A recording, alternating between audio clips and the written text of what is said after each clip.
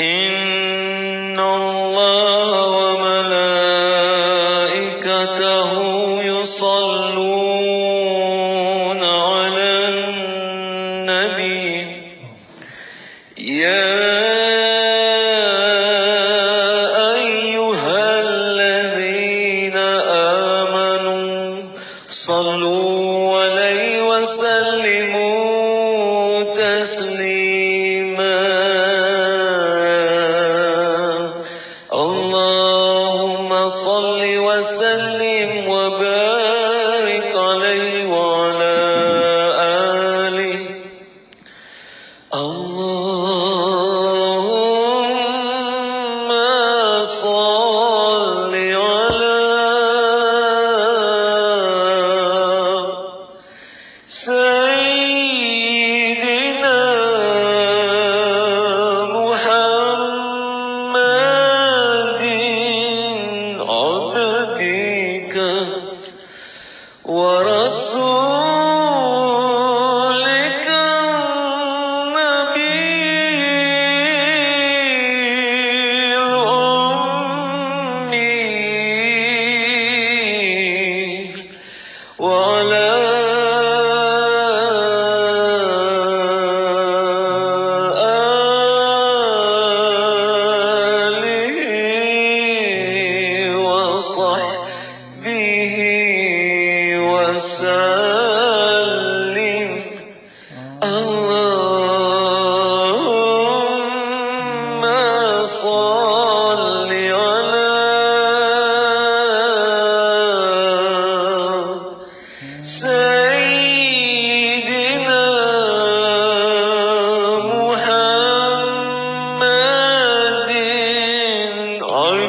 وصحبه وسلم اللهم صل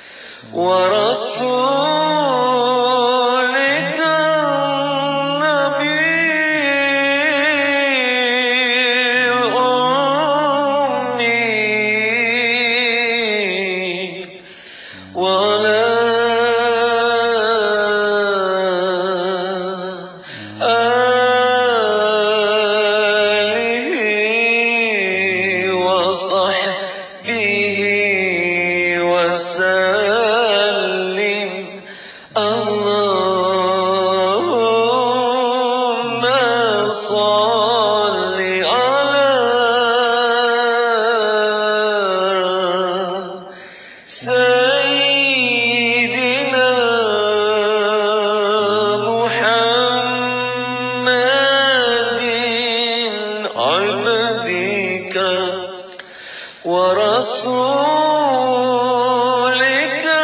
ورسولك النبي الأمي وعلى آله وصحبه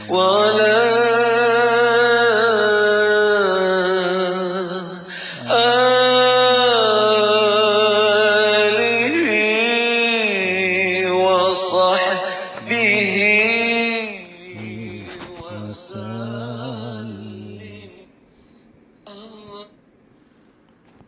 عبدك ورسولك النبي الأمي وعلى آله وصحبه وسلم اللهم صل على سيدنا محمد النبي الأمي وعلى آله وصحبه وسلم اللهم صل على سيدنا محمد النبي الأمي وعلى آله وصحبه وسلم اللهم صل على سيدنا محمد النبي الأمي وعلى آله وصحبه وسلم اللهم صل على سيدنا محمد النبي الأمي وعلى آله وصحبه وسلم اللهم صل على سيدنا محمد النبي الأمي وعلى آله وصحبه وسلم اللهم صل على سيدنا محمد النبي الأمي وعلى آله وصحبه وسلم اللهم صل على سيدنا محمد النبي الأمي وعلى آله وصحبه وسلم اللهم صل على سيدنا محمد النبي الأمي وعلى آله وصحبه وسلم اللهم صل على سيدنا محمد النبي الأمي وعلى آله وصحبه وسلم اللهم صل على سيدنا محمد النبي الأمي وعلى آله وصحبه وسلم اللهم صل على سيدنا محمد النبي الأمي وعلى آله وصحبه وسلم اللهم صل على سيدنا محمد النبي الأمي وعلى آله وصحبه وسلم اللهم صل على سيدنا محمد النبي الأمي وعلى آله وصحبه وسلم اللهم صل على سيدنا محمد النبي الأمي وعلى آله وصحبه وسلم اللهم صل على سيدنا محمد النبي الأمي وعلى آله وصحبه وسلم اللهم صل على سيدنا محمد النبي الأمي وعلى آله وصحبه وسلم اللهم صل على سيدنا محمد النبي الأمي وعلى آله وصحبه وسلم اللهم صل على سيدنا محمد النبي الأمي وعلى آله وصحبه وسلم اللهم صل على سيدنا محمد النبي الأمي وعلى آله وصحبه وسلم اللهم صل على سيدنا محمد النبي الأمي وعلى آله وصحبه وسلم اللهم صل على سيدنا محمد النبي الأمي وعلى آله وصحبه وسلم اللهم صل على سيدنا محمد النبي الأمي وعلى آله وصحبه وسلم اللهم صل على سيدنا محمد النبي الأمي وعلى آله وصحبه وسلم اللهم صل على سيدنا محمد النبي الأمي وعلى آله وصحبه وسلم اللهم صل على سيدنا محمد النبي الأمي وعلى آله وصحبه وسلم اللهم صل على سيدنا محمد النبي الأمي وعلى آله وصحبه وسلم اللهم صل على سيدنا محمد النبي الأمي وعلى آله وصحبه وسلم اللهم صل على سيدنا محمد النبي الأمي وعلى آله وصحبه وسلم اللهم صل على سيدنا محمد النبي الأمي وعلى آله وصحبه وسلم اللهم صل على سيدنا محمد النبي الأمي وعلى آله وصحبه وسلم اللهم صل على سيدنا محمد النبي الأمي وعلى آله وصحبه وسلم اللهم صل على سيدنا محمد النبي الأمي وعلى آله وصحبه وسلم اللهم صل على سيدنا محمد النبي الأمي وعلى آله وصحبه وسلم اللهم صل على سيدنا محمد النبي الأمي وعلى آله وصحبه وسلم اللهم صل على سيدنا محمد النبي الأمي وعلى آله وصحبه وسلم اللهم صل على سيدنا محمد النبي الأمي وعلى آله وصحبه وسلم اللهم صل على سيدنا محمد وعلى آله وصحبه وسلم اللهم صل على سيدنا محمد النبي الأمي وعلى آله وصحبه وسلم اللهم صل على سيدنا محمد النبي الأمي وعلى آله وصحبه وسلم اللهم صل على سيدنا محمد النبي الأمي وعلى آله وصحبه وسلم اللهم صل على سيدنا محمد النبي الأمي وعلى آله وصحبه وسلم اللهم صل على سيدنا محمد النبي الأمي وعلى آله وصحبه وسلم اللهم صل على سيدنا محمد النبي الأمي وعلى آله وصحبه وسلم اللهم صل على سيدنا محمد النبي الأمي وعلى آله وصحبه وسلم اللهم صل على سيدنا محمد النبي الأمي وعلى آله وصحبه وسلم اللهم صل على سيدنا محمد النبي الأمي وعلى آله وصحبه وسلم اللهم صل على سيدنا محمد النبي الأمي وعلى آله وصحبه وسلم اللهم صل على سيدنا محمد النبي الأمي وعلى آله وصحبه وسلم اللهم صل على سيدنا محمد النبي الأمي وعلى آله وصحبه وسلم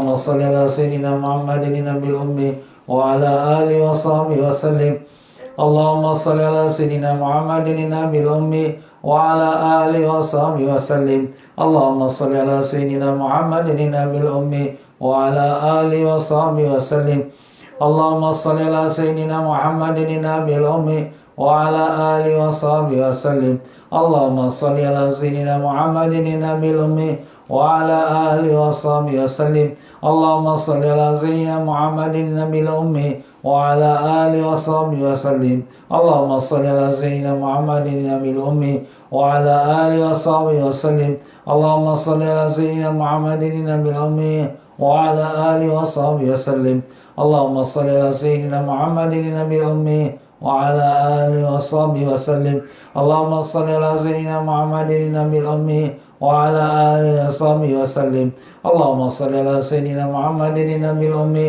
وعلى آله وصحبه وسلم اللهم صل على سيدنا محمد النبي الأمي وعلى آله وصحبه وسلم اللهم صل على سيدنا محمد النبي الأمي وعلى آله وصحبه وسلم اللهم صل على سيدنا محمد النبي الأمي وعلى آله وصحبه وسلم اللهم صل على سيدنا محمد النبي الأمي وعلى آله وصحبه وسلم اللهم صل على سيدنا محمد النبي الأمي وعلى آله وصحبه وسلم اللهم صل على سيدنا محمد النبي الأمي وعلى آله وصحبه وسلم اللهم صل على سيدنا محمد النبي الأمي وعلى آله وصحبه وسلم اللهم صل على سيدنا محمد النبي الأمي وعلى آله وصحبه وسلم اللهم صل على سيدنا محمد النبي الأمي وعلى آله وصحبه وسلم اللهم صل على سيدنا محمد النبي الأمي وعلى آله وصحبه وسلم اللهم صل على سيدنا محمد النبي الأمي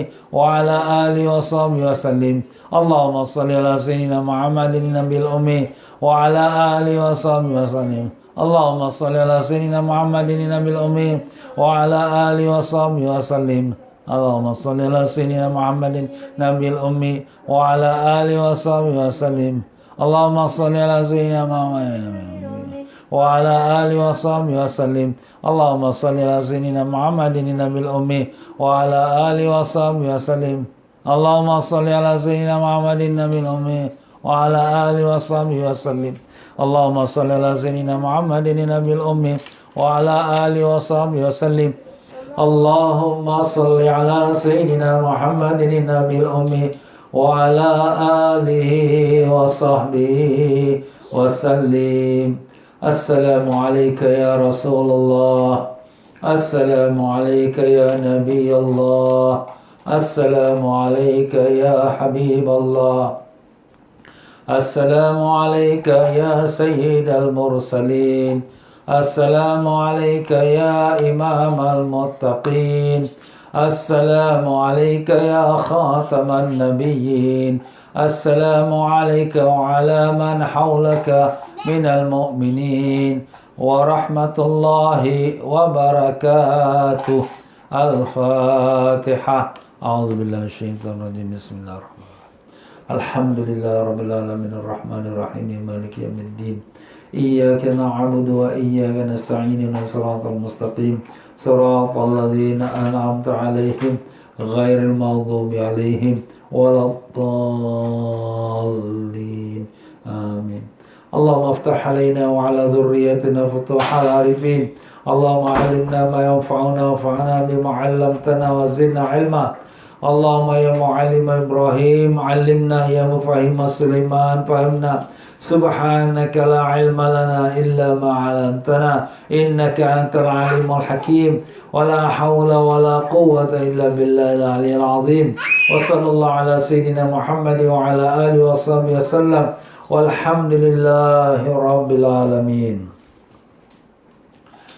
Rabbi shrah li sadri wa yassir li amri wa halul 'uqdatam min lisani yafqahu qawli. Muslimin dan muslimat rahimakumullah. Assalamualaikum warahmatullahi wabarakatuh.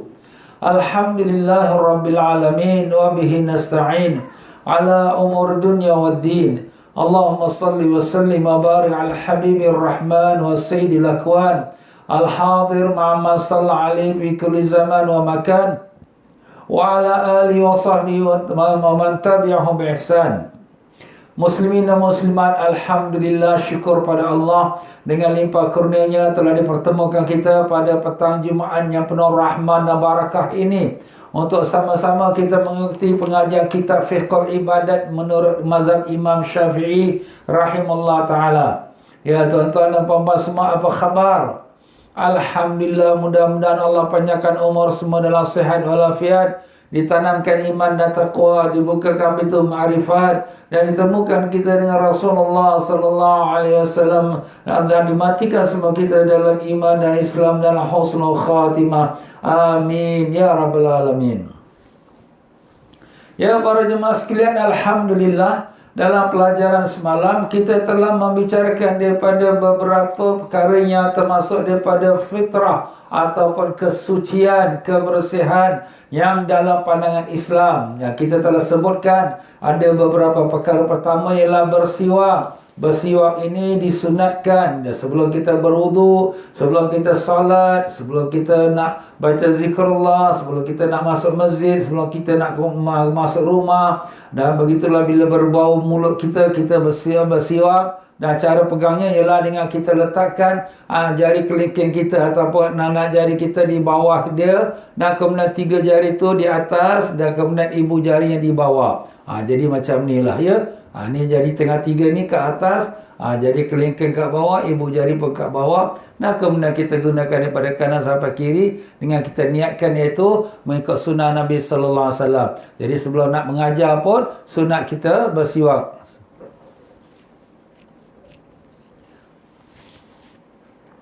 Dan itu sunat itu dapat pahala besar.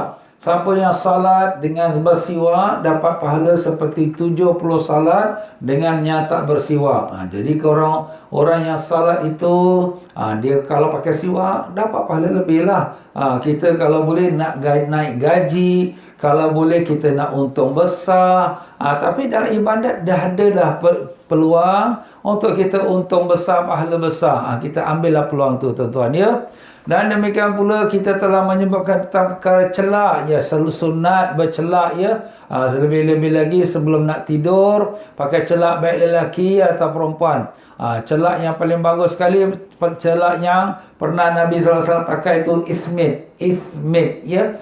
Ismit ni celaknya berasal pada negeri Yaman. Tetapi ialah susah juga nak dapat kat negara kita ni.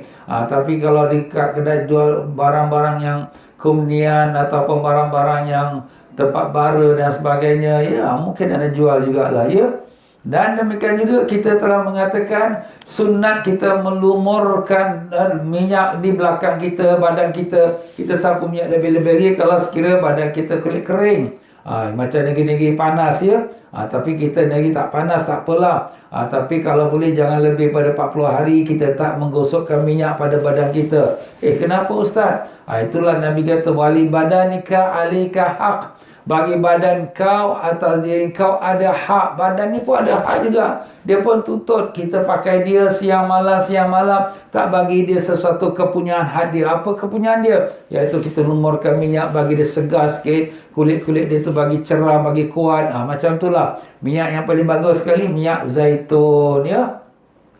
Minyak zaitun tu terdapat banyak di negeri-negeri sebelah Timur Tengah, khususnya di Baitul Maqdis, di negeri Syam. Syam tu Syria, Lebanon, Jordan ya. Itu semua namanya negeri Syam.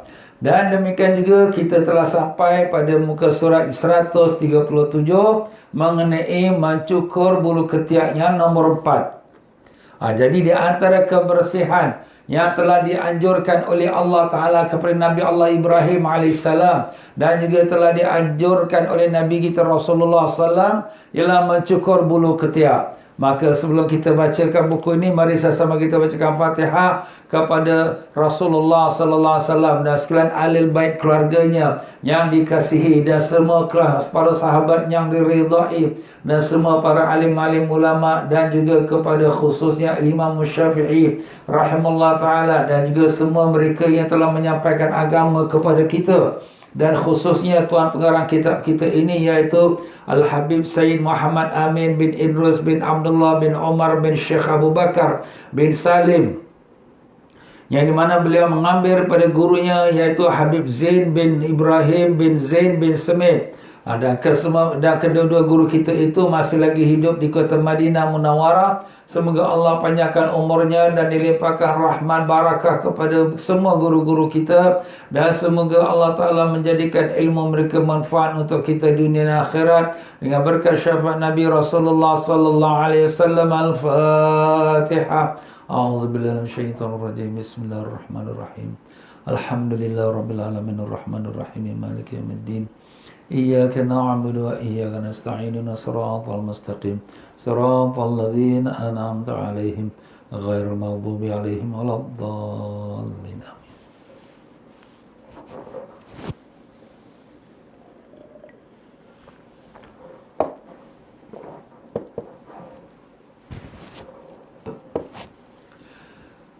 Qala al-mu'allif rahimahullah ta'ala wa nafa'ana Allah bikum fid darani amin. Berkata tuan pengarang kita yang dirahmati Allah, mencukur bulu ketiak di muka surat 137. Cara mencukur bulu ketiak yang paling utama iaitu yang sunnah dalam mencukur bulu ketiak iaitu bagi laki-laki dengan dicabut. Alamak, nak kena cabut, sakit ni. Tak apalah. Namun kalau tak mampu kerana sakit, maka cukuplah dengan cara dia cukur. Kalau nak cabut sakit ustaz, pakai cukurlah. Pisau cukur ya. Ada pun untuk kaum wanita, yang lebih utama adalah dengan dicukur. Itu baik lelaki atau perempuan. Maka sunatlah kita mencukur bulu ketiak kita ya. Kita mulakan dengan ketiak sebelah kanan kita. Dan mencukur rambut kepala. Mencukur rambut kepala disunatkan mencukur rambut kepala sampai habis, botak licin lah ya. Pada 5 masalah. Pertama, tatkala menunaikan ibadat haji atau umrah untuk laki-laki. Jadi orang laki-laki bila dia buat haji atau umrah, dia selesai daripada dia punya ibadat haji umrah, maka dia cukur rambutnya, botak. Itu sunat ya, itu baik untuk orang lelaki. Dan yang kedua, untuk kita cukur rambut laki-laki atau perempuan tatkala umur 7 hari. Jadi semua baby kita yang kita dapat baby maupun anak atau cucu, kita sunat umur 7 hari kita cukur rambut dia. Orang panggil nak buat majlis cukur rambut. Tapi kadang-kadang orang kita ni namakan majlis cukur rambut, tapi bukan dia cukur. Dia gunting sikit, kemudian letak dalam tempurung kelapa. Itu bukan cukur rambut. Cukur rambut tu cukur komplit, bersih, botak licin. Kemudian rambut itu ditimbangkan, kemudian berapa berat harga emas, maka sedekahkan dia. Biasa rambut tu tak berat manalah, pasal umur baru 7 hari kan. Melainkan budak-budak yang rambut lebat tu pun kadang-kadang, bukan selalu ya. Jadi kalau rambut tu mungkin 1 karat, 1 karat setengah. 1 karat mungkin dalam $45 ataupun $60 Singapura. Jadi kita sedekahkan pada fakir miskin. Jadi kalau bayi yang baru lahir, 4 perkara disunatkan dilakukan pada hari yang ke-7. Hari yang ke-7. Hari ke-7 ni kita kira macam mana? Kita jangan kira hari dia lahir. Hari ni dia lahir hari Jumaat. Jangan kita hari Jumaat. Dia kira daripada hari Sabtu, Ahad, Senin, Selasa, Rabu, Khamis. Jadi hari yang ke-7 ialah jatuh pada hari Jumaat. Jadi kalau dia lahir hari Jumaat, dia punya hari ke-7 ialah hari Jumaat. Ustaz tu hari ke-8. Tidak. Hari yang hari lahirnya tak dikira sebab itu baru dia masuk ke dunia. Jadi belum kira 1 hari. Jadi dikiranya hari berikutnya. Itulah dia. Jadi senang kira kalau dia lahir hari Jumaat, hari ke-7 hari Jumaat. Jadi pada hari ke-7 tu sunat dilakukan 4 perkara. Apa 4 perkara? Pertama, dinamakan dia. Jadi kalau kita nak namakan baby kita ke cucu kita tu, jangan buat official lagi. Kita boleh buat pilih-pilihan, tapi nak officialkan dia, ialah pada hari ke-7. Dan keduanya ialah kita akikahkan dia. Sembelihkan seekor kambing kalau anak perempuan, kalau anak lelaki 2 ekor kambing. Jadi sembelihkan dia. Kalau kita setengah negeri macam kita ke Singapura, mana boleh nak sembelih-sembelih sembarang. Sekarang ni zaman Covid, korban pun tak boleh sembelih. Jadi kita hantarkan duit kita ke mana, ke negeri yang ada dekat-dekat kita, ke Indonesia ke Australia ke ataupun di negeri-negeri yang susah, buatkan akikah untuk anak aku ni, cucu aku ni. Kita pesanlah. Itu akikah. Ketiganya ialah kita cukurkan rambut dia. Cukur rambut dia botak. Botak licin hari ke-7. Hari ke-7 kita dah botakkan dia, kita timbangkan dia. Timbangkan tu berapa berat, dia punya harga emas. Ni 1 karat. 1 karat dalam $50 Singapura. Okey, $50 kita sedekahkan fakir miskin. Itu caranya. Yang keempatnya ialah kita dah namakan dia, kita dah akikahkan dia, kita cukur rambut dan kita khitankan dia. Ini nanti akan sebutlah bab khitan. Khitan tu apa? Sunatkan dia. Itu ada sebuah pada hari yang ke-7 ya. Dan yang ketiga, dibotakkan rambut kepala tu orang kafir tatkala masuk agama Islam. Ini sunatnya. Sunat lah ni, bukannya wajib, ya sunat. Orang kafir tu yang lelaki lah, ya, botakkan kepala dia, kerana rambut ini waktu dia dalam kekufuran. Sekarang dia dah memeluk agama Islam, botak, jangan dilicinkan dia supaya tumbuh rambut yang baru, iaitu rambut yang dalam Islam. Itu sunat. Yang keempat, jika terdapat gangguan pada rambut dari penyakit dan lain-lain sebagainya. Rambut dia gatal-gatal, kepala gatal-gatal. Kenapa ni? Banyak sangat kutu lah. Dah letak-letak ubat pun masih lagi banyak lagi. Senang aja ubat dia. Cukurkan dia. Cukur Ustaz. Habis Ustaz ni budak perempuan ni. Tak apa. Dia pakai tudung. Orang tak nampak. Kat rumah je lah. Itu sekejap je lah. 3-4 bulan dah rambut dah panjang dah. Cukurkan dia. Bila cukurkan dia, dah kutu pun tak ada. Alhamdulillah. Dah sampai besar sihat dia. Kalau kita tak buat, Allah sayang Ustaz rambut dia tu, nanti kita nak cukur botak, nanti sayang. Sayang punya sayang, sampailah dia besar, rambut dia dah kutu saja. Ya, jadi kita kena fikirkan yang akan datang, jangan fikir yang sekarang saja. Dan yang kelima, jika rambut yang panjang telah menjadi tanda kebanggaan orang-orang fasik atau ahli bid'ah. Orang fasik ni orang ahli maksiat. Orang ahli bid'ah ni orang yang menyeleweng daripada pegangan Ahlus Sunnah wal Jamaah. Kalau itu merupakan tanda mereka, geng mereka, dia punya parti dia, dia punya member dia, semua rambut panjang-panjang. Kalau kita ni dah orang dia bertaubat pada Allah, kita duk simpan rambut macam tu lagi, itu dah menjadi macam geng orang-orang jahat tu. Sudahlah, potonglah. Jadi botakkan dia. Ustaz botak. Botak tu supaya dia tumbuh rambut yang baru seperti rambut orang yang salihin. Mudah-mudahan. Jadi itulah. Ini disunatkan. 5 perkara ni disunatkan untuk kita botakkan kepala kita. Ya.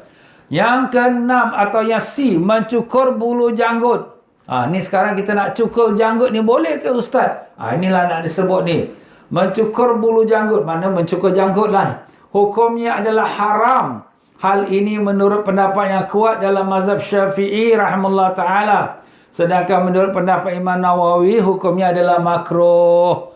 Jadi dalam masalah ini, mencukur janggut lah ya. Dalam mazhab Syafi'i pendapat kuat, haram. Kalau dah haram tu berdosa lah. Itulah dia. Janganlah kau cukur janggut kau tu.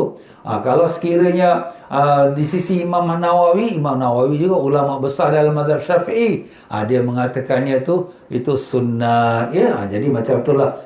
Itu adalah makruh. Mencukur tu makruh ya. Adapun mencukur bulu yang terdapat di sekitar leher, hukumnya adalah boleh dan tidak makruh kerana tidak termasuk dalam bahagian janggut.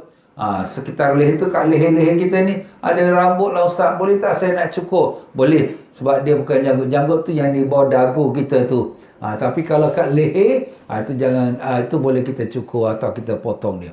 Tapi kalau kat dagu ni, habis jambang itu Ustaz, habis kalau orang berjambang tu, jambang ni dia tengok, kalau jambang tu bersambung dengan janggut tu, kita boleh trimkan dia. Ada orang berjambang kan. Tetapi yang penting sekali ialah janggut yang di bawah dagu. Itu namanya janggut. Janggut tu yang di bawah dagu. Jadi mencukur janggut tu dalam mazhab Syafi'i ada 2 pendapat. Yang pendapat kuat mengatakan haram, tetapi pendapat Imam Nawawi mengatakan makruh. Jadi kita orang lelaki kalau boleh, kita janganlah cukur janggut kita. Cukur licin tu jangan. Kalau kita nak trimkan dia, kita nak pendekkan dia, itu harus. Ya, supaya jangan dia tu orang kata merebang-rebang macam tak tersusun, macam maaf kata orang dah tak betul kan. Jadi kita rapatkan dia, ratakan dia, minyakkan dia, sikatkan dia, kemudian kita pegang segenggam, kemudian kita potong yang selebih pada segenggam. Itu memang ada dibuat oleh sahabat yang bernama Abdullah bin Umar radhiyallahu anhu, seorang sahabat yang kuat berpegang pada sunnah Nabi kita Rasulullah sallallahu alaihi wasallam. Tapi itu pada satu pendapat ulama. Tapi ada ulama juga yang anggap yang kita kata tidak mau menerima akan riwayat tersebut. Biarkan janggut tu sebesar banyak-banyak seberjela-jela. Itu kadang-kala kita tengok tak terjaga, tak terurus. Ya, jadi ini pun kadang-kadang kita kena ada dua pertimbangan lah. Pertimbangan pertama ikut sunnah, keduanya jangan jadikan sunnah itu sampai menjadikan jelek ataupun buruk kepada mata manusia ramai, ya. Lebih-lebih lagi sunnah Nabi itu kita nak pelihara supaya menjadi kegemaran orang ramai, bukan kita katakan sesuatu yang tak diingini ataupun dibenci ataupun geli oleh orang melihatnya. Baiklah, hal yang dimakruhkan dilakukan pada janggut. Apakah yang makruh? Pertama, menyemir dengan warna hitam, iaitu kita hitamkan dia. Kita ni dah berumur, jadi rambut ni warna putih, kita hitamkan dia. Bila kita hitamkan dia, nampak macam muda lah. Jadi hukumnya haram, ya. Hukumnya adalah haram. Sedangkan menurut sebagian ulama mengatakan makruh. Kenapa dikatakan haram? Haram tu kerana melupakan kita akan umur kita yang sudah lanjut. Jadi bila rambut putih tu, janggut putih tu, ingat-ingatlah kau ni dah tua dah, nak balik dah. Jangan duk hayal lagi dengan dunia lagi. Jadi tu maksudnya ingat-ingatkan kita. Seperti mana Nabi Allah Daud AS, di mana beliau pernah berjumpa dengan malaikat maut, dan dia pernah dia menyuruh malaikat maut, ingatkan dia, kalau nak ambil nyawa aku, bagi signal lah pada aku. Maka malaikat maut pun janji, okey boleh. Tapi lama Nabi Daud tunggu sampai umur 100 tahun, barulah malaikat maut datang terus nak ambil nyawa. Kemudian Nabi Daud kata, malaikat, kau mungkin janji, kau janji nak bagi aku signal. Malaikat kata, dah bagi dah. Mana ada? Itu yang rambut putih tu. Nampak? Jadi rambut putih ni tuan-tuan, kita tengok kat cermin muka kita rambut dah putih, uban rambut pun dah putih. Ingatlah masa nak balik dah dekat dah. Jangan duk fikir nak lari laju 100 km lagi dan nak U-turn dah. Macam itulah dia tuan-tuan dan puan-puan, ya. Baik kita ni ada lelaki atau perempuan. Jadi menyemir ataupun mendaikan dia, mewarnakan dia rambut tu dengan warna hitam, hukumnya haram. Tetapi ahli ulama ada pembahasan. Nanti kita akan sampai pada babnya secara ringkas. Kalau umur kita bawah 40 tahun, kalau sekiranya rambut kita beruban, itu mungkin kerana penyakit, boleh kita daikan dia. Tapi kalau umur kita dah lebih 40 tahun, itu dah memang tanda kita dah berumur. Jadi itu diharamkan seperti mana kita sebut di sini. Tapi ada juga setengah ulama kata itu adalah makruh, mendaikan ataupun kita kata mewarnakan uban janggut kita tu menjadi hitam, memutihkan warnanya. Jadi dah kita kata tadi haram kita menghitamkan dia, sekarang kita putihkan dia pula. Maka makruh lah memutihkan warnanya dengan api supaya dianggap telah masuk usia tua. Dengan api kita pun tak faham macam mana boleh putih dengan api pula. Tapi pokoknya memutihkan rambut. Jadi kita ni umurnya baru 30, 35. Tapi kita nak supaya kitanya rupa kita tu bentuk macam syekh-syekh. Macam ulama-ulama. Kita pun letakkanlah dye ke ataupun kita kata warnakan dia jadi putih. Jadi orang tengok, dia ni wali lah, dia ni syekh lah, tengok janggut dia semua tu putih. Itu kemungkinan ada orang buat macam, tapi memanglah kita tak pernah dengar macam. Tapi andai kata kalau ada, maka hukumnya makruh. Dan yang ketiga, tidak dirawat janggutnya sehingga nampak kotor. Janggut dia tu berselerak, tak dijaga, tak dipelihara rapikan, tak diminyakkan dia, tak disikatkan dia. Jadi orang tengok pun geli, kotor. Maka makruh macam tu. Jadi peringatan kepada mereka, lelaki-lelaki yang nak simpan janggut, niat tu betulkan, niat ikut sunnah Nabi SAW. Nah, bila kita nak niat ikut sunnah Nabi SAW, kita kena jaga janggut dia, kena rapikan dia, minyakkan dia, sikatkan dia. Jangan kita biarkan dia dengan rupa bentuk yang sangat menakutkan, ya, dengan merebang ke sana sini dan kemudian tak tersusun. Itu makruh hukumnya. Dan memandang bulu janggutnya dengan rasa sombong. Dia dah berjanggut dan dia pun rasa dialah ulama, dialah orang soleh. Orang lain semua tu tak ada simpan janggut, tengok aku seorang simpan janggut. Dia rasa sombong diri dia. Jangan. Itu sudah riak, itu dah takabur, dah sombong. Itu tak dapat pahala, bahkan dapat dosa. Yang kelima, mencukurnya pada permulaan tumbuh. Jadi kita ni lebih-lebih lagi anak-anak muda yang sudah mula membesar, dah mula keluar janggut. Umur 20-an dah mula keluar janggut. Jangan terus kita cukur. Sebab itu baru kali pertama keluar janggut. Makruh kalau dia mencukurnya. Buat kali pertamanya keluar janggutnya itu. Dan yang keenam, mencabut uban yang terdapat pada bulu janggut. Juga pada rambut kepala. Itu dia cabut uban. Kadang-kadang kita datuk-datuk ni, kita pun nak manja-manja dengan cucu-cucu. Cabut uban tu untuk bagi RM1, $1, RM1 uban. Wah, cucu pun apa lagi? Tarik sana, tarik sini. Tarik sana, tarik. Janganlah ya. Ini uban ni antara kelebihan uban ini, dia akan menjadi cahaya yaumul qiyamah. Rambutnya ada uban dan janggut ada uban, dia akan jadi cahaya yaumul qiyamah. Dan setengah ulama pula mengatakan dia akan menjadi mas kahwin bidadari dalam syurga. Lagi banyak uban, lagi banyak bidadari dia. Allah, tak mau bidadari ke? Rugilah. Jadi itulah dia tuan-tuan dan puan-puan ya. Itu kelebihannya. Jadi ada setengah-setengah ulama dia tak simpan janggut. Kenapa tak ada simpan janggut? Ustaz, ni kan sunnah Nabi. Kita kena faham. Apa yang kita baru sebut ni adabnya, jaga. Andai kata kalau sekiranya kita ada berjanggut, kemudian kita rasa megah diri kita, itu bukan dapat pahala, itu dapat dosa sebab kita rasa megah, sombong diri kita. Jadi setengah-setengah ulama dia tak mau nak tunjukkan kealiman dia, tak mau tunjukkan dia punya kesolehan dia. Biarlah orang pandang aku macam biasa, tak apalah aku nak cukur. Kenapa nak cukur? Bukan nak menyalahi Nabi, tapi aku bimbang tak dapat jaga hati aku. Itu setengah ulama macam tu. Jadi kadang-kadang kita jangan pandang rendah. Bila tengok, ulama ni nama ulama, nama Tok Syekh ni nama Tok Syekh, tapi janggut tak ada, licinnya dia. Jangan kita kata apa-apa. No comment. Itu masing-masing orang dengar. Sebab pertama sekali menyimpan janggut tu sunat. Bukannya kita kata wajib, tetapi ialah kalau mencukurnya dengan tanpa ada sebab, itu jadi haram pada setengah ulama, bukan semua ulama ya. Itu yang kita dah sebutkan tadi ya. Dan begitulah dalam sepotong hadis Rasulullah sallallahu alaihi wasallam, janganlah kamu mencabut bulu uban, kerana sesungguhnya bulu uban adalah cahaya seorang muslim. Barang siapa dari seorang muslim yang tumbuh ubannya satu rambut, maka akan ditulis satu pahala dan diangkat satu darjat dan akan diampun satu dosanya. Masya Allah. Satu uban, satu pahala, satu darjat, satu dosa. Dan diampunkan. Satu darjat tu besar mana? Antara langit dengan bumi. Masya Allah. Itu satu darjat. Kalau dia ada 100 uban atas kepala dia, Masya Allah 100 darjat. Tapi niat tu betulkan dia. Ikhlas. Jangan kerana Allah. Lillahi ta'ala. Kalau sekiranya kerana nak tunjuk orang, aku dah tua, aku Tok Syekh, aku Tok Wali, itu sudah jadi sombong, takabur. Itu kena banyak-banyak taubat dan istighfar.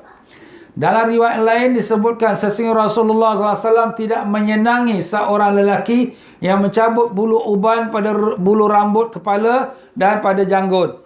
Jadi Nabi nampak ada orang lelaki yang dia cabut uban dia. Nabi rasa tak senang dengan dia. Nabi tak suka. Pasal apa? Dia mencabut sesuatu yang ada kebaikan.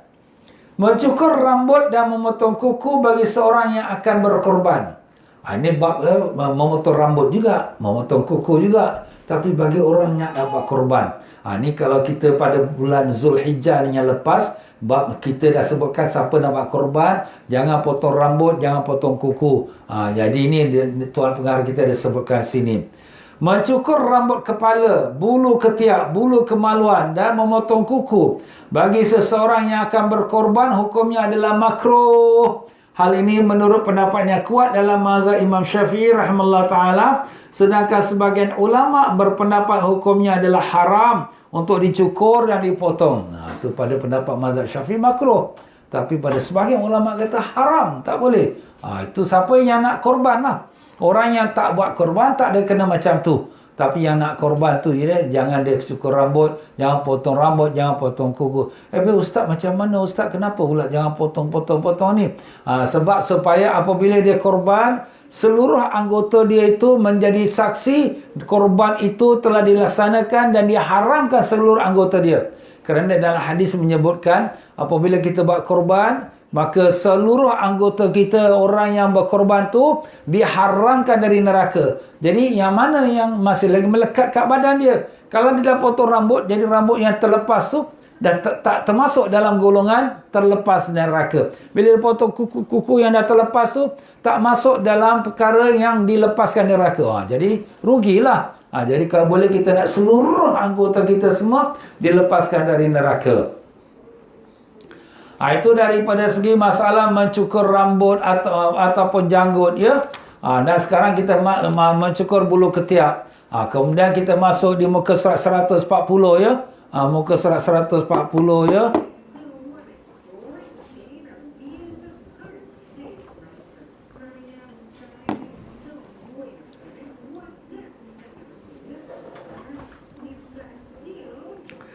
Perkara yang kelima, mencukur bulu kemaluan. Di antara sunnah-sunnah yang dianjurkan oleh Rasulullah sallallahu alaihi wasallam untuk menjaga kebersihan diri adalah mencukur bulu kemaluan.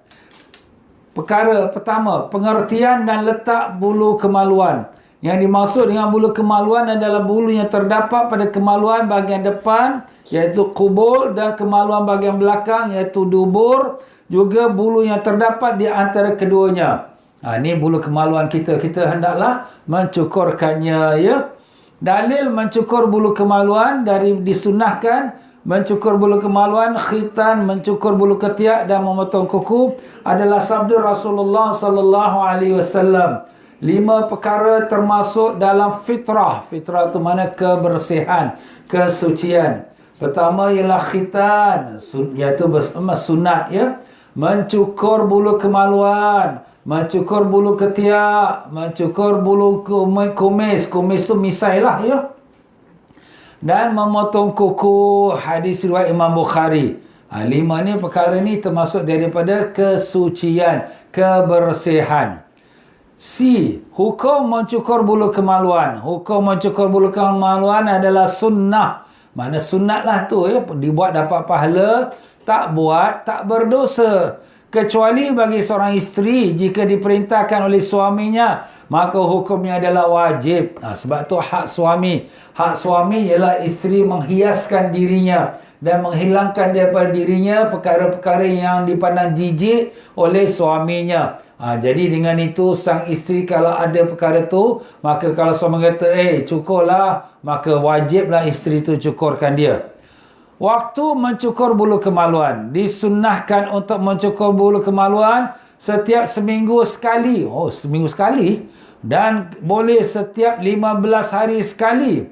Dan jika tidak mencukur bulu kemaluan lebih dari 40 hari, maka hukumnya adalah makruh. Jadi kalau boleh jangan sampai 40 hari lah, ya.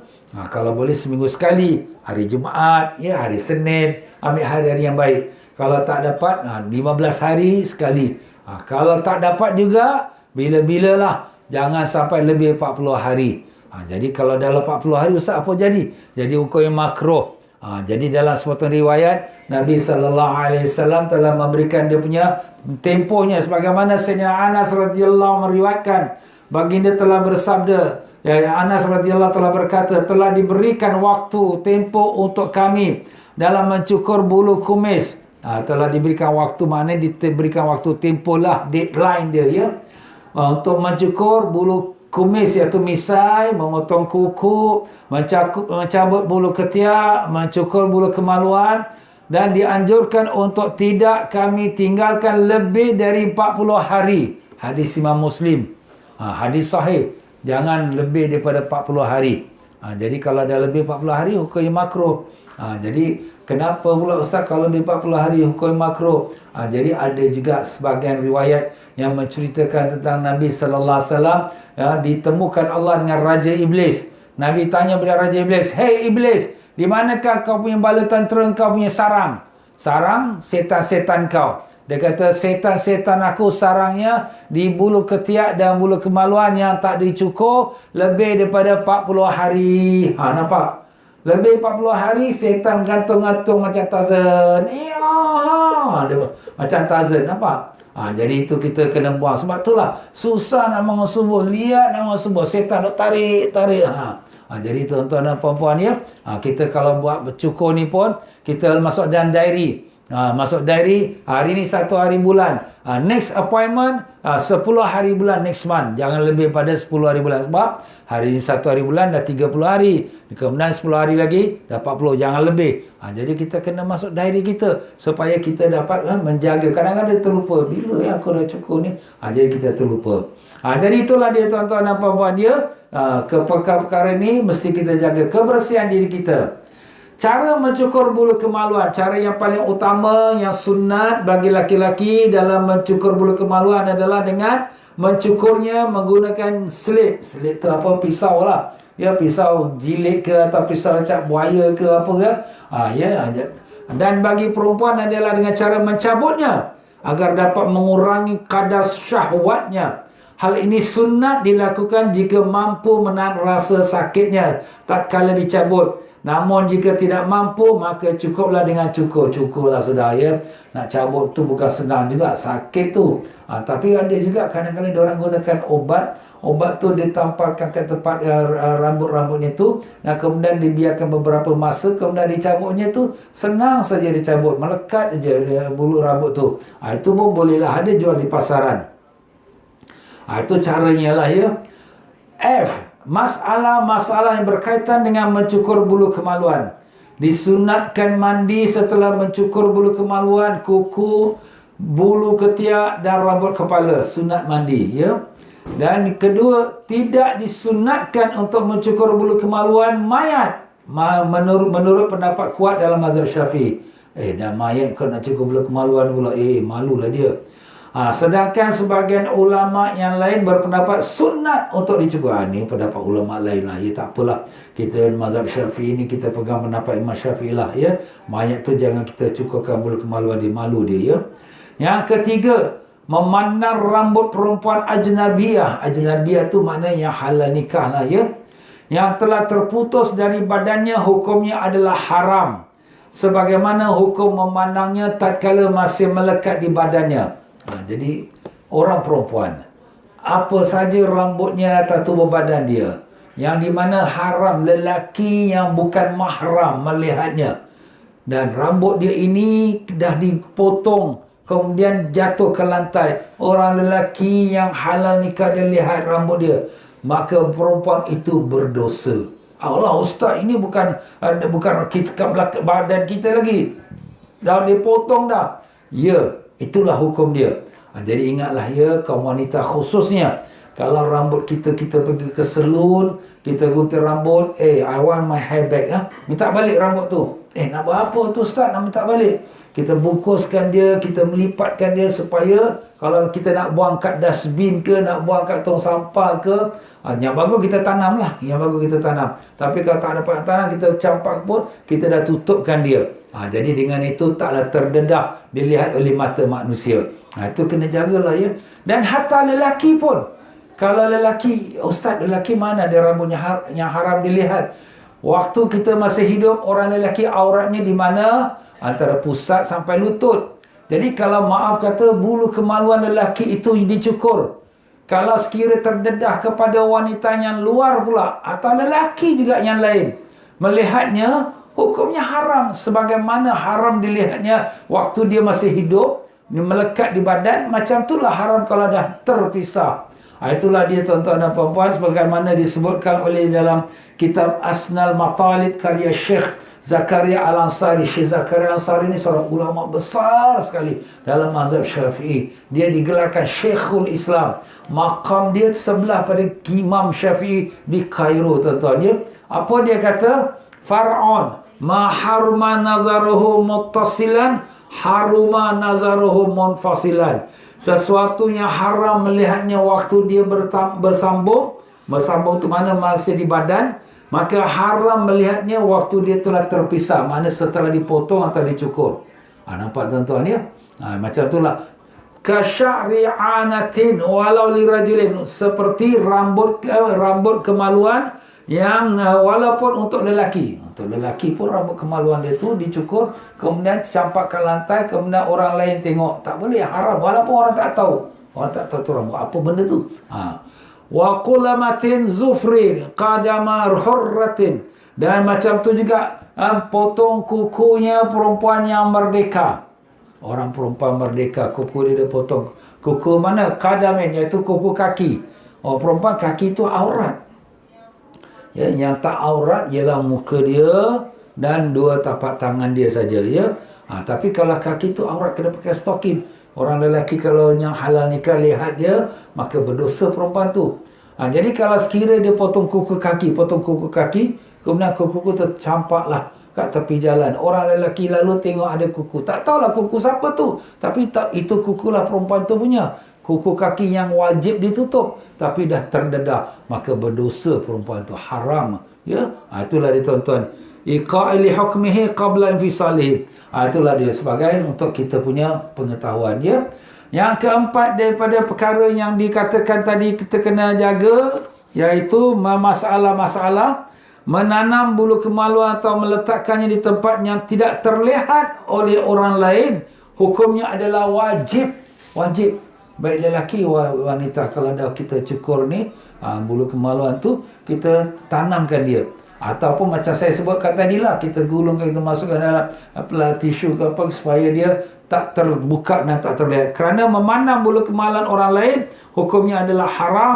Berdasarkan hadis Nabi sallallahu alaihi wasallam, sesungguhnya Rasulullah sallallahu alaihi wasallam telah memerintahkan untuk menanam rambut kepala, rambut ketiak, rambut kemaluan dan kuku, agar tidak dipermainkan oleh tukang sihir Bani Adam. Bani Adam tu anak cucu Adam lah. Jadi orang tukang sihir ni selalu dia kalau nampak sihir orang, antara caranya dia ambil rambut. Tujulah rambut. Tak kira lah, rambut kepala ke, rambut ketiak ke, apa lagi rambut kemaluan ke, pokoknya daripada tubuh badan kita, dia buatkanlah sihir dia. Na'udzubillah min zalik. Jadi sebab tu Nabi pesan, tanamkan. Itu yang paling bagus sekali, ditanamkan dia, ya. Masya Allah. Jadi macam itulah. Jadi itulah dia tentang mencukur, kita kata Masya Allah, bulu ketiak ke, ya, atau bulu kemaluan ke, ya. Dan yang keenam, memotong kuku. Di muka surat 143, memotong kuku.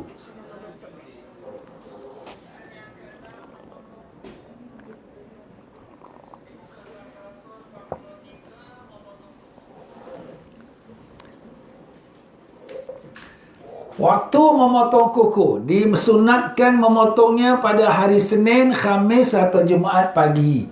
Ini tuan-tuan ni, Senin pagi sampai petang, Khamis pagi sampai petang, hari Jumaat sunat waktu pagi, ya. Dan sunat untuk menanam potongan kuku tersebut di dalam tanah. Ustaz, kenapa semua nak kena tanam tanah? Antara telah disebutkan Nabi tadi, jangan dijadikan permainan tukang sihir. Antara juga Allah Ta'ala sendiri firmankan, minha khalaqnakum wa fiha nu'idukum. Dari tanah kami jadikan kamu, dan kepada tanah kami kembalikan kamu. Nak balik pada asal lah. Asal kita semua ni dari tanah. Jadi kita pinjam sekejap, kita dah habis pakai, kita pulangkan balik ke tanah. Jadi kalau kuku kita balikkan ke tanah. Rambut kita balikkan ke tanah. Sebab tu kita mati pun tanam dalam tanah. Itulah dia tuan-tuan dan puan-puan, ya. Allah, itulah kita, apalah nak kita megahkan dengan kebadan kita, kecantikan kita, tak ada apa, semuanya daripada tanah. Faedah, hukum memotong sebahagian dari kuku tangan dan sebahagian kuku kaki tanpa uzur adalah makruh. Contoh, memotong kuku tangan kanan dan tidak memotong kuku tangan kiri. Jadi kalau kita nak potong kuku ni, biar sama-sama adil. Kanan potong, kiri pun potong. Jangan kanan potong, kiri tak potong. Ataupun kita potong 9 jari. 9 jari kita potong, 1 jari ni kita simpan kuku dia. Ustaz, tak adalah, kita ni suka-suka saja. Makruh hukumnya. Tak bagus. Tak adil kita.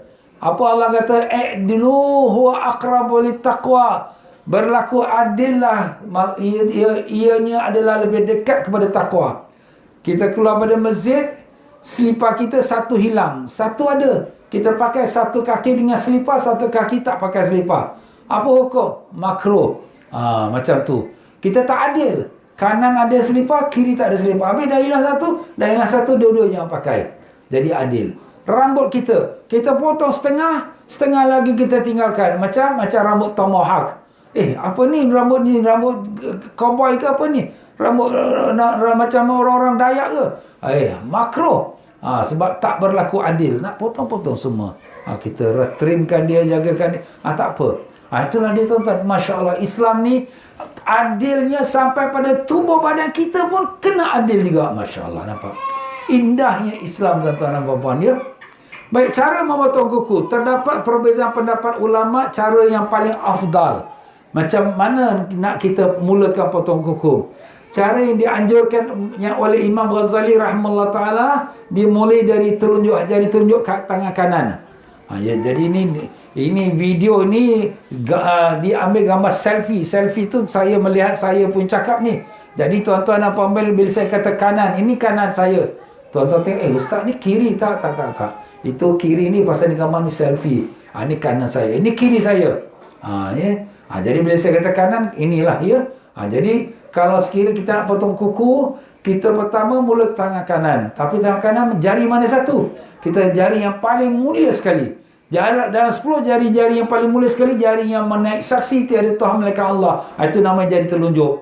Kenapa namanya telunjuk? Kerana dia tunjuk la ilaha illallah. Nampak? Jadi mula dengan jari telunjuk tangan kanan. Kalau ikut Imam Ghazali punya cara, daripada jari telunjuk, jari tengah, kemudian jari manis, kemudian anak jari. Ni dah sampai hujung. Kemudian lepas tu sambung lagi daripada tangan kiri pula. Daripada anak jari dia naik sampai ibu jari, dan ibu jari tangan kanan the last one. Dah habis, kita pun tunjuk thumb up. Tu dia tuan-tuan. Itu cara Imam Ghazali. Cara Imam Nawawi pula nombor 2 yang disebut sini. Jadi sini disebut nombor 2, cara Imam Nawawi ialah jari telunjuk. Kemudian pertama tangan kanan, jari telunjuk. Kemudian jari kelingking. Dan kemudian lepas tu ibu jari. Jari telunjuk, tangan kanan sampai ke kelingking. Dan diakhiri dengan ibu jarinya.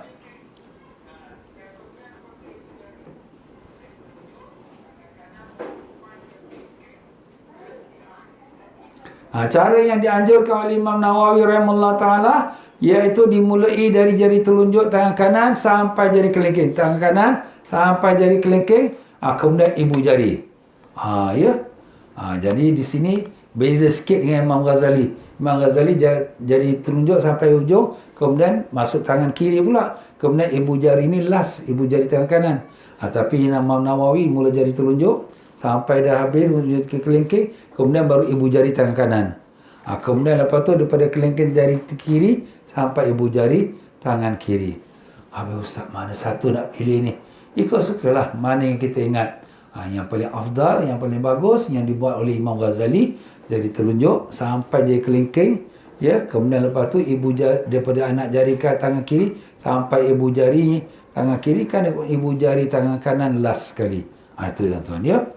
Ada juga cara yang ketiga seperti mana disebut sinilah, ya. Jadi itu saya tak baca lagi lah, ya. Saya rasa cukuplah tu dengan cara Imam Ghazali dengan Imam Nawawi rahimahullah ta'ala, ya. Okey, kita pergi ke muka surat 144. Di perenggan yang kedua bawah. Semua cara di atas berlaku pada kedua tangan sahaja. Sedangkan pada kuku kaki caranya adalah dimulai dari jari kelingking kaki kanan dan terus sampai kelingking kaki kiri. Itu yang kita tadi sebut, jari telunjuk itu semua tangan. Kalau kaki, kita mula pada kaki kanan. Ni kanan, ni saya punya kanan ni.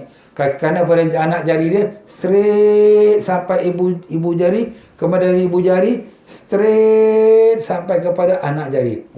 Straight aja. Kanan straight sampai ke kiri. Habis. Macam tu. Itu untuk kaki lah, ya. Sunatnya. Faedah. Sunat setelah memotong kuku tangan atau kaki untuk mencuci ujung jari-jarinya. Dah potong kuku tu, kita cucikan jari-jari kerana menggaruk dengan bekas kuku yang dipotong dan belum dicuci dapat membahayakan tubuh, mewariskan penyakit. Tak tahulah macam-macam penyakit kulit ini, ya. Jadi itu adalah lebih baik, ya. Lepas kita dah potong kuku, basuhkan dia. Sunat. Kita niat ikut sunnah Nabi. Basuhkan dia. Itu bab kuku. Mencukur bulu kumis, iaitu misai, ya. Di antara sunnah-sunnah yang dianjurkan oleh Rasulullah sallallahu alaihi wasallam ialah memotong misai. Ukuran dalam memotong misai ialah sampai melihat merah bibirnya. Hal ini menurut pendapat yang kuat dalam mazhab Syafi'i rahimahullah taala. Sampai nampak merah bibir, sampai nampak bibir lah. Jadi misainya tu string pendek sampai nampak bibir. Jadi maksudnya jangan ada misai yang masih panjang tutup bibir. Kita makan, dia makan. Kita minum, dia minum. Kotor. Ya, tak bagus macam tu. Jadi tak sihat, tak bagus. Sedangkan menurut pendapat Imam Abu Hanifah rahimahullah ta'ala, mencukur sampai habis dengan menggunakan jilid ataupun semacamnya. Jadi macam tu. Jadi mazhab Abu Hanifah, licin. Cukur licin. Mazhab Syafi'i tak suruh cukur licin. Dia suruh pendekkan. Pendekkan, jangan sampai nampak, biar nampak bibir kita. Itu mazhab Syafi'i. Waktu dalam mencukur misai, bilakah kita nak cukur misai? Disunatkan. Jadi mencukur misai hukumnya adalah sunat, ya. Hukumnya adalah sunnah. Disunnahkan mencukur bulu kumis, iaitu misai setiap seminggu sekali. Dan yang lebih afdal ialah mencukur pada hari Jumaat. Pasal hari Jumaat kita nak pergi solat Jumaat. Orang lelaki lah, orang perempuan tak ada misai. Kalau orang perempuan ada misai, tok lelaki lari dah tu. Ya, jadi orang perempuan tak ada misai. Itu Allah Ta'ala menjadi penciptaan Allah Ta'ala. Orang perempuan tak ada misai, tak ada janggut. Ya. Habis ustaz, ada juga orang perempuan ada misai. Kalau gitu wajib dia cukur. Bukan sunat lagi, wajib. Pasal nanti orang nak tengok pun takut nanti orang tak kahwin dia. Jadi kena cukurlah misai itu. Wajib. Kalau orang perempuan lah. Ya. Baiklah, jadi sunatnya kita potong pada hari Jumaat. Dari sahabat Abdullah bin Amr radhiyallahu anhu meriwayatkan sesungguhnya Nabi SAW memotong kukunya dan bulu kumisnya pada setiap hari Jumaat. Itu Nabi sendiri pun buat, Masya Allah, ya.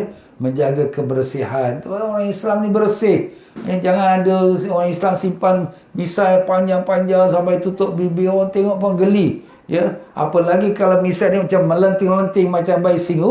Takut orang tengok, ya. Bini nak dekat pun lari. Nampak tuan-tuan.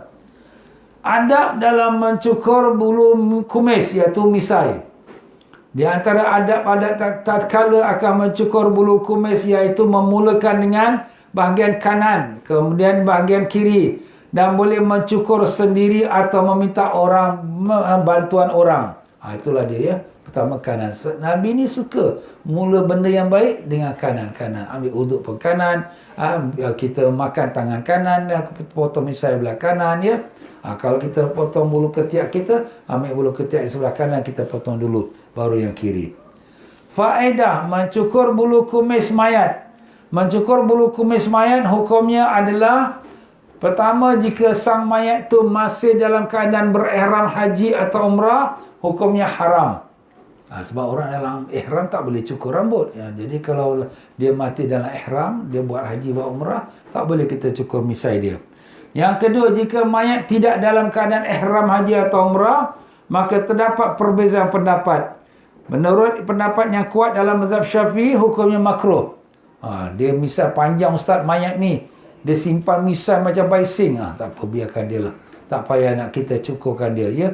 Itu dah dia punya. Menurut pendapat Imam Sa'id al-Musayyab dan Imam Ibn Jubair, hukumnya sunat. Dan waktu memotongnya adalah sebelum dimandikan. Itu pada pendapat ulama yang lain lah, ya. Tapi ini pun ulama besar juga ni, ya, daripada ulama Ahlul Madinah. Dan menurut pendapat ulama lain, hukumnya adalah boleh, harus dipotongkan misai dia. Baiklah tuan-tuan dan puan-puan, ya. Masa kita ni cukup cemburu lah. Kita nak habiskan pun tak sempat juga habiskan, ya. Jadi kita dah sampai di muka surat 147 dengan tajuk khitan bab nombor 8, ya. Khitan tu sunat. Itu pun penting juga tuan-tuan, ya. Baiklah, sampai sini saja untuk kita pada petang ini. Ya tuan-tuan dan puan-puan, besok petang tidak ada kuliah.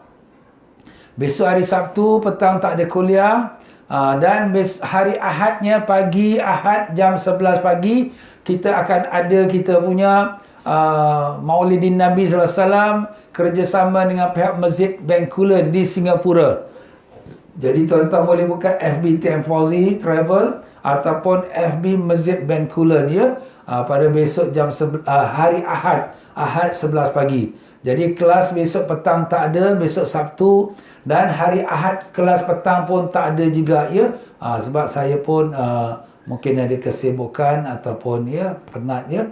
Jadi itulah dia tuan-tuan untuk pengetahuan. Jadi hujung minggu ni kita tidak ada kelas petang, cuma Maulidin Nabi SAW pada Ahad pagi. Dan saya ucapkan terima kasih kepada para jemaah yang telah berderma untuk membantu projek membangunkan madrasah, 3 buah madrasah di negeri Cambodia, dan juga untuk membantu kita katakan orang fakir miskin di negeri yang susah termasuk Cambodia dan Bangladesh dan sebagainya. Dan juga untuk mereka yang membantu untuk menyalurkan zakat ya. Untuk saya sampaikan, saya ucapkan terima kasih pada mereka semua. Dan dengan itu, dan mereka yang nak order kitab ini masih lagi kami buka. Alhamdulillah, kitab yang sudah di order second batch ni sudah pun mula on the way to Singapore, insya-Allah. Mungkin akan sampai pada minggu depan ni, dan insya-Allah bila sampai kita akan contact dan kita akan hantar ke rumah. Jadi itu untuk pengetahuan mereka yang sudah order. Yang belum order lagi, kalau nak order boleh cepat-cepat masuk nama melalui FB borang yang telah kami siapkan order kitab ya. Boleh tengoklah dalam FB saya tu, insya-Allah. Sekian saja untuk kita petang ini. Maaf saja kalau ada apa-apa penerangan saya kurang tepat ataupun ada yang tak senang didengar ataupun yang mungkin bahasa saya kurang baik, maaflah. Ini belajar kitab fikih ni kadang-kadang kena cakap saja. Nak malu nanti tak sampai dia punya hukum dia. Jadi ustaz ni cakap ni tak sensor. Habis apa nak buat? Terpaksa kita cakap. Jadi kita jual muka tebal aje lah, kita baca aje lah ya. Jadi itulah tuan-tuan dan puan-puan untuk petang ni, maaf aje lah ya. Mari sama-sama kita baca Sayyidul Istighfar. Astaghfirullahaladzim. Bismillahirrahmanirrahim. Allahumma anta rabbi la ilaha illa anta khalaqtani wa ana 'abduka wa ana 'ala ahdika wa wa'dika mastata'tu. A'udzu bika min syarri ma sana'tu. Abu'u laka bi ni'matika 'alayya wa abu'u bi dhanbi faghfir li fa innahu la yaghfiru dhunuba illa anta. Allahumma anta rabbi la ilaha illa anta alaika tawakkaltu wa anta rabbul arshil azim. Ma syaa Allahu kan wa ma lam yasha lam yakun. La hawla wa la quwwata illa billahil aliyyil azim. A'lamu anna Allah ala kulli shay'in qadir wa anna Allah qad ahata bi kulli shay'in ilma. Allahumma inni a'udzu bika min syarri nafsi wa min syarri kulli dabbatin anta akhidhun bi nasiyatiha. Inna rabbi ala siratim mustaqim. Mari kita baca selawat. Inna Allah wa malaikatahu yusalluna 'alan nabi ya ayyuhalladzina amanu sallu 'alaihi wa sallimu taslima. Allahumma salli 'ala sayyidina Muhammadin an-nabiyil ummiyil habib al-'aliyyil qadar al-'azimil jah wa 'ala alihi wa sahbihi wa sallim. Allahumma salli 'ala sayyidina Muhammadin an-nabiyil ummiyil habib al-'aliyyil qadar al-'azimil jah wa 'ala alihi wa sahbihi wa sallim. Allahumma salli 'ala sayyidina Muhammadin an-nabiyil ummiyil habib al-'aliyyil qadar al-'azimil jah wa 'ala alihi wa sahbihi wa sallim.